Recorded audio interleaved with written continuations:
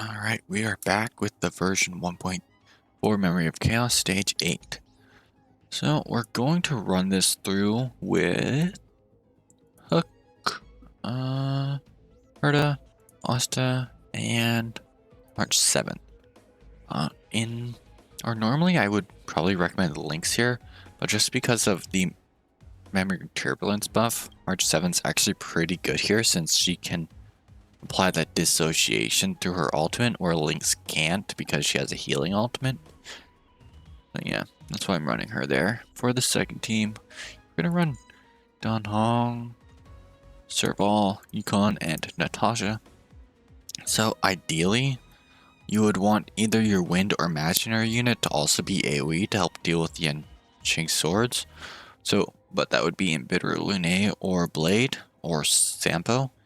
And neither of those are viable options because two of them are 5 stars and one of them I don't really have invested. And Sampo kind of just needs a team centered around him a little bit more.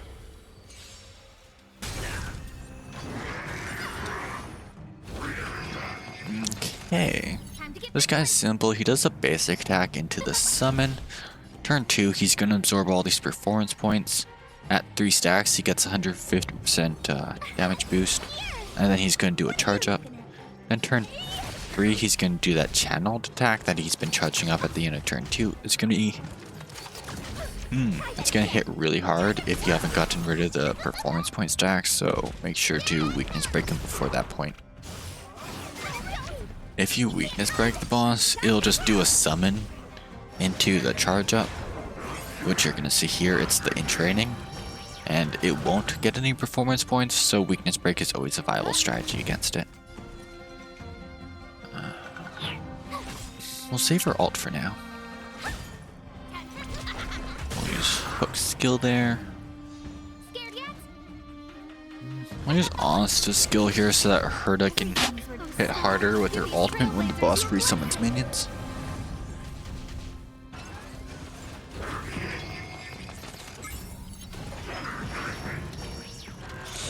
So we'll use March 7th's basic into her ultimate. And then once the enemies are frozen, we're going to use Herta's ultimate, which does increase damage versus frozen enemies. And then we can just use her basic attack since everything's dead now. We'll use Hook's skill into her ult. And yeah. With this Memory of Chaos buff, you just kind of need to learn how to weave your attacks in to make sure that you're trying to inflict this dissociation as much as possible. And once you learn how to do that, you can get it off pretty consistently. For Stormbringer, it does a splash attack, which has the chance to inflict wind shear into its lock-on. And then turn 2, it's gonna hit any targets afflicted with the wind shear. Then turn 3, it's gonna do 2 single target attacks. You pretty much just want to make sure it doesn't hit turn 3 since it will hit very hard.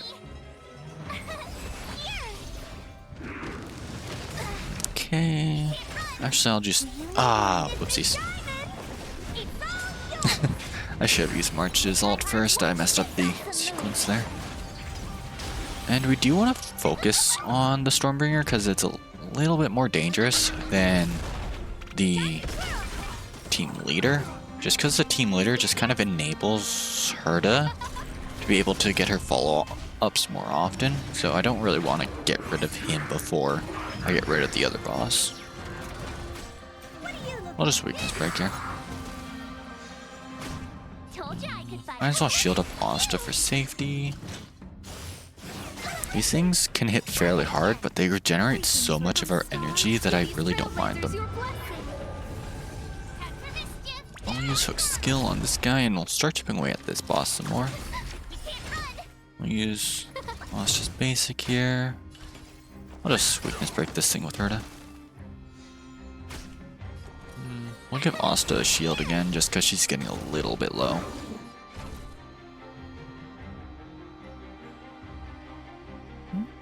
I'll slap this guy for now.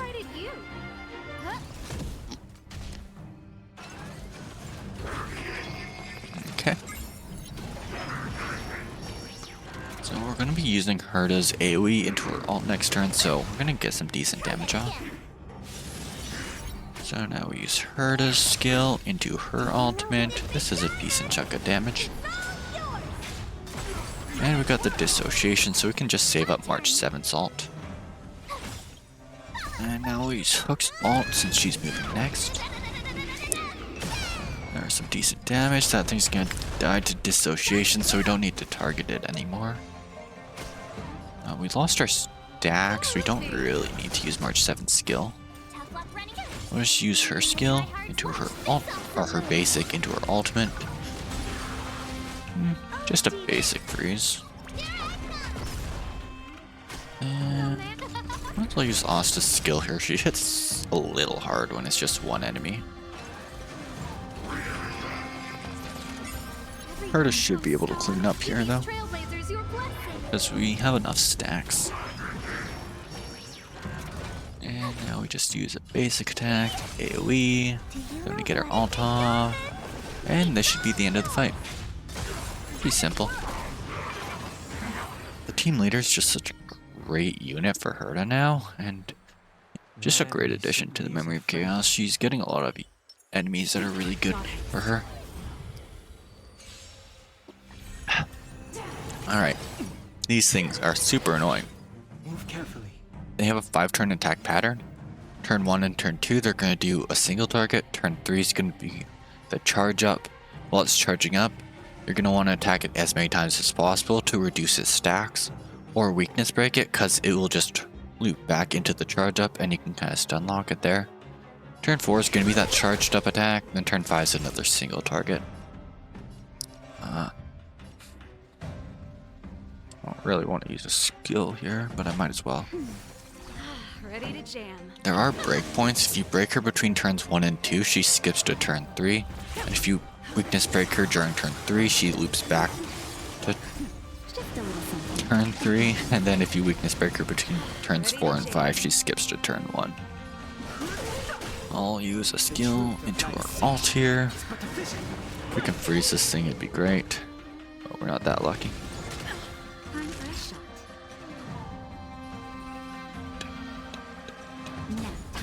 So now they're just going to be charging up, so they're not super scary. We'll try to weakness break them as much as we can. If we can freeze here, it'd be great. I got lucky. So we'll do this, get Yukon's ultimate, we'll freeze, or imprison this guy.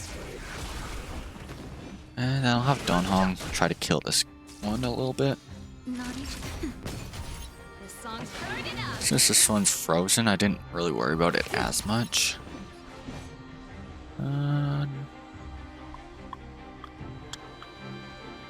I'll just kill this one.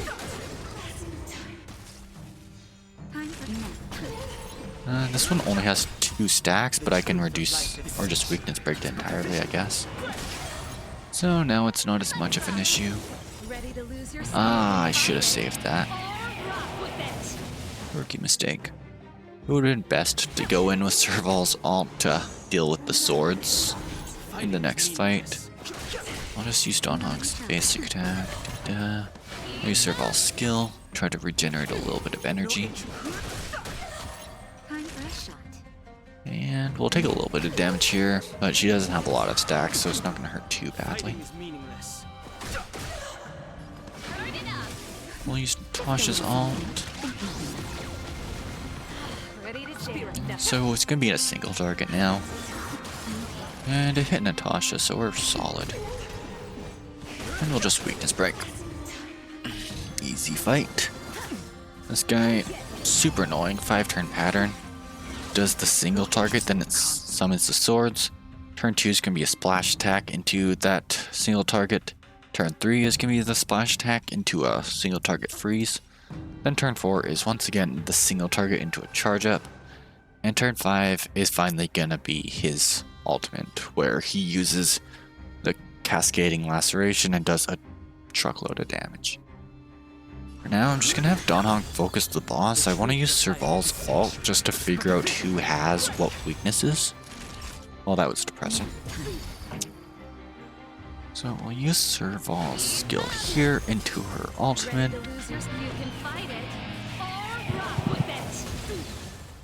Okay, great. 2 had the lightning weakness.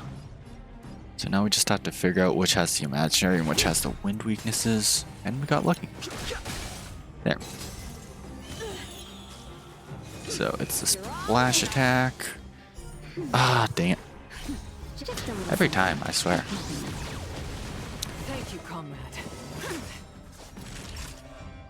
We will give Yukon the heal. Thank you, comrade. We'll just use a basic attack for now. Get Yukon's skill into her ultimate off. If we're lucky, we'll weakness break the boss before it gets its ult off. I don't know if we can freeze this thing through dissociation because it does have ice resist. Time for a shot. Yeah, we'll de-thaw her. Yeah, we're gonna want a basic attack with our next 2 units. Stay the course. And it's gonna be using its charge up next turn. So we'll heal here, and then we should be solid. At full health, we can take the ultimate attack, but honestly, I just prefer to avoid it entirely. Ready to lose your? You can fight it or rock with it. And great. Truth of life is sanctuary. It's but a vision. So that's the fight. It's a little different than the version 1.3 Memory of Chaos I did, since I was relying on the I've no interest the trials to deal with those swords, but this time I kind of actually had to follow the mechanics. The 8th stage, not too bad. If you get bad sword RNG and there's like 2 wind or 2 imaginary weak swords, it can be a little bit more difficult. And again, I'm not sure if you can freeze that guy through dissociation. Like, I didn't, but I don't know if he was just resisting it. Stage 9 looks interesting. Yeah. Looking forward to the new unit to kind of deal with this guy a bit. I am curious about this frozen resistance, if it's kind of the same where he can't be frozen. But you know, we'll be running a unit that is pretty much guaranteed to freeze, so we'll find out if it actually matters. Herda again is probably going to be the star for this first stage. It's an interesting stage, to say the least. Ice out of space is really annoying. I'm like 100% guaranteed this thing's not going to get frozen, or at least it never does in the simulated universe, so it'll be an interesting stage. Anyways, I'll mute now and just show off the relic and traces and all that, so thanks for watching.